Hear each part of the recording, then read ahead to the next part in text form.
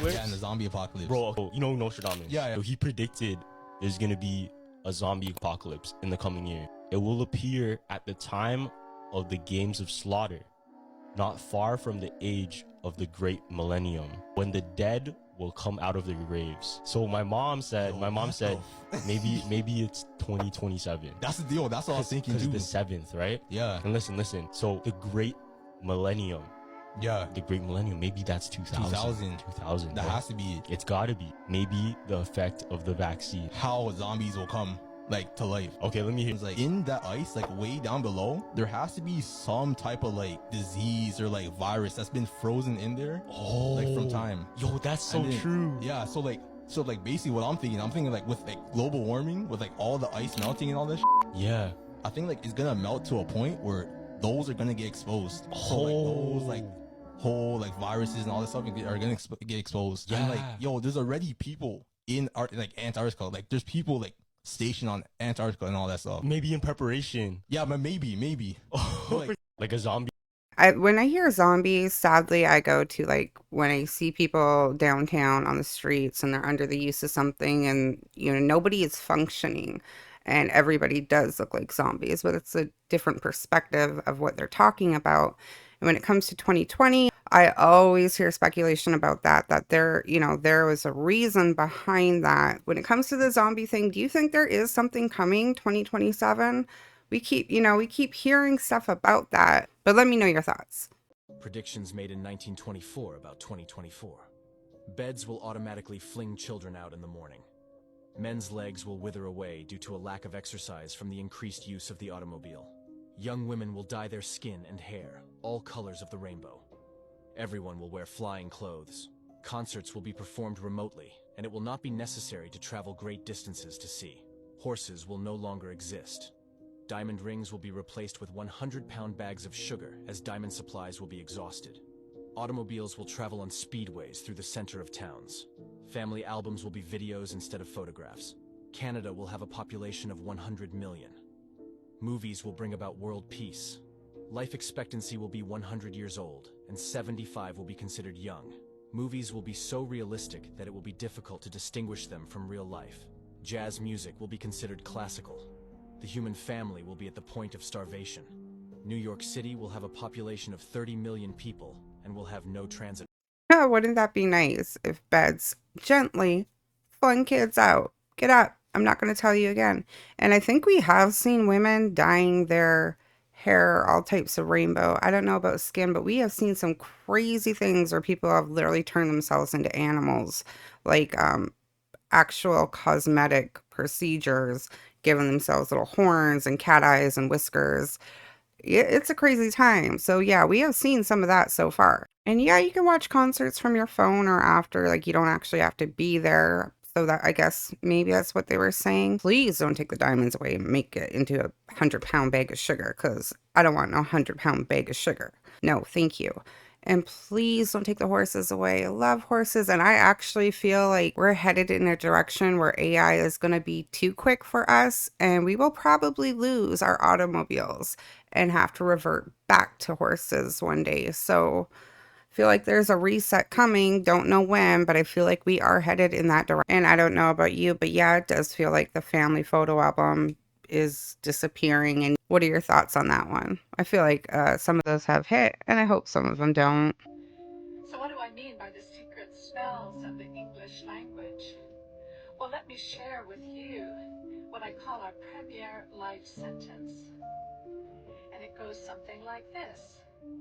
We awake each morning and go off during the weekdays to earn the living at various jobs and undertakings until we come to the weekend. And this seems perfectly acceptable to most people. However, more people die between 6 and 9 on a Monday morning than any other time of the week. So I do what I call a translation of the English language, and I spell that TRANCE, with the idea that words cast spells. So when you translate that life sentence, you remember that awake is a funeral party for the dead. Mourning is the state you're in when you attend a wake. And you would have to be in a weekdays to earn the living, since urns are for the ashes of the dead.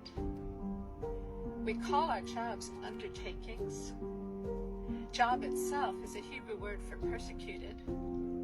And what we get at the end of this perverse bargain with life is the weak end of the deal, as we become progressively weakened ourselves. And so our most prevalent greeting to each other is hello, the reverse of which is, oh hell.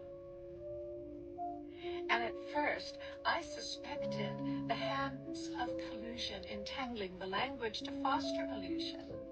And I think it's quite true that a culture's theology has a great deal to do with the word's etymology and how it evolves over time to combine incompatible meanings that may undermine the original thoughts it was meant to define.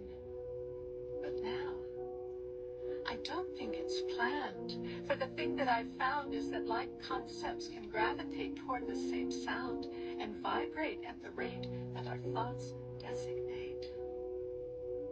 Because words are electromagnetic vibrations whose fine alphabetic tintinnabulations can take on the tint of our true expectations, which they then imprint on our metal of mind, causing sounds to adhere when they're of the same kind. How do y'all feel about that video? Do you believe there's truth in what's being said in there, that we do cast spells with our words? Let me know what you guys think about that video. You've probably heard about these satellites from the National Reconnaissance Office that are constantly recording the surface of the Earth where everybody is and have enough resolution that they could actually read the fine print on your driver's license if you were just holding it in your hand.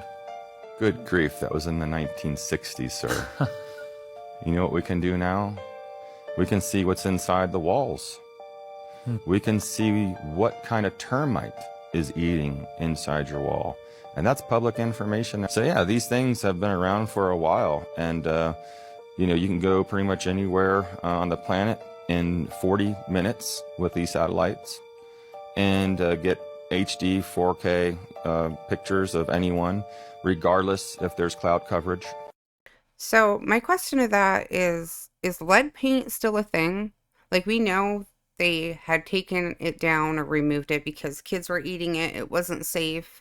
But if you can't see images through lead, and we have lead paint that used to be on every wall of the house, if we still did that, would they be able to see and scan and have images within your walls? Just a thought I'm having. Why the fuck do we need oil? Why do we need oil? Why can't we just burn wood and stay home? Why can't we grow chickens and food in the backyard? Why can't we do it? Well, we fucking can. We certainly can. People do it. But we decide to make that almost impossible. Our preferred way of living is to stuff everyone into a very small area where no one grows anything other than weed. And this is what LA is.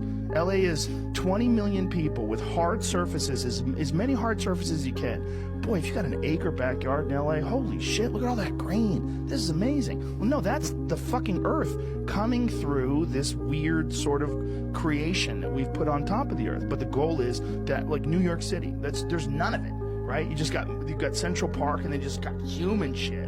Human stacked up, no one's growing anything. And then constant work. Everyone's up early. Go, go, go. Innovate, progress. The average person who goes to school has no idea why humanity exists. He has no idea concerning a spiritual factor in material existence.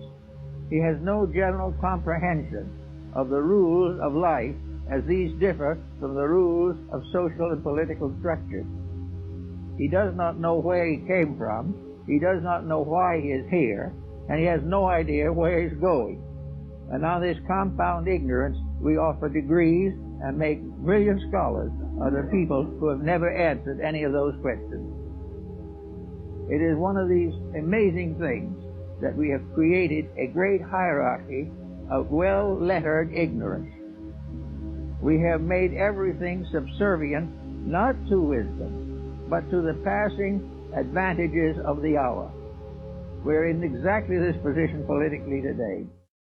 More questions need to be asked. More digging needs to be done. People need to stop just accepting that this is what we're told life should be and just go with the program, because it's not. There's so much more to it. And I'll just confess that I first heard of Alex Jones when he questioned the official story behind 9/11. And I, speaking for myself, was deeply offended by this. I didn't take any time to find out what he was saying, but I was bothered by the idea that this defining event in American history, which changed the life of everyone who lived here then, might not actually have unfolded as we were told it did. And that possibility was too destabilizing. And I remember feeling resentment toward Alex Jones for saying that. I don't think it really matters which way you look at 9/11. It was devastation, still affecting families to this day. There are opinions on both sides on why it happened and who was behind it. I did see the independent documentary Loose Change. Have you guys seen that? If you have, drop it in the comments. What did you think about that? Do you know there is a tree which can walk like human? This is Socratia exoryza, also known as walking palm, found in Latin America. This tree walks 2 or 3 centimeters per day and approximately 20 meters every year, and has many roots, which looks like many little legs. But according to the scientist, this tree doesn't walk, rather it moves from shade to sunlight by growing its roots in direction it wants to travel and allowing the old roots to lift into air and die. But could you imagine living somewhere your entire life and then being like, that tree was never there. It used to be over there, just not knowing or noticing it gradually moving. And then one day it just clicks and then you think you're losing your mind. Maybe that's part of the game.